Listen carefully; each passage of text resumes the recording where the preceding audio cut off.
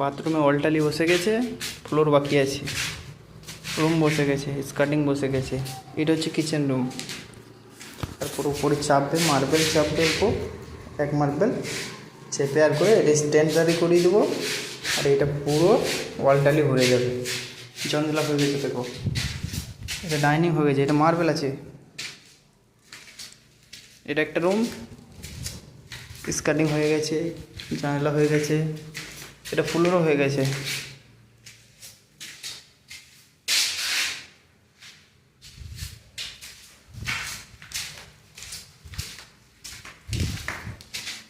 ডুমরি থাপ্পি। এই দেখো moulding polish হচ্ছে, মোল্ডিং হয়ে গেছে, পালিশ হচ্ছে 46।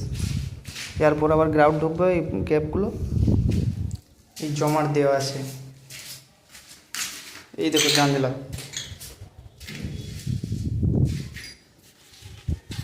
সব ঘর মালিক দিকে বলছি একটু এইটা মিনিমাম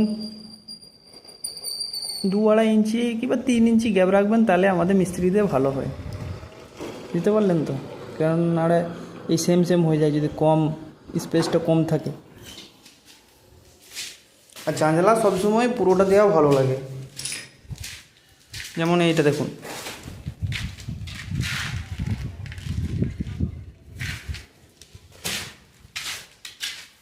এটা ঠাকুর ঘর, এরকম জানলা। দুটো বাথরুম আছে, 3টে বাথরুম মোট, 3টে রুম, একটা কিচেন রুম, একটা ঠাকুর ঘর, এটা একটা বাথরুম। এই দেখুন সিঁড়ি, এটা এখন বাকি আছে। ফ্লোরে মালটা বসেছে, বর্ডার হয়েছে, মার্জিন বাকি আছে।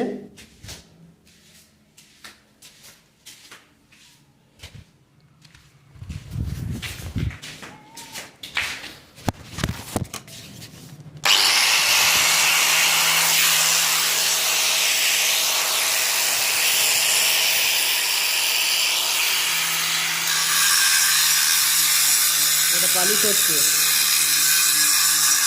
এটা 46 মারা আছে, 46।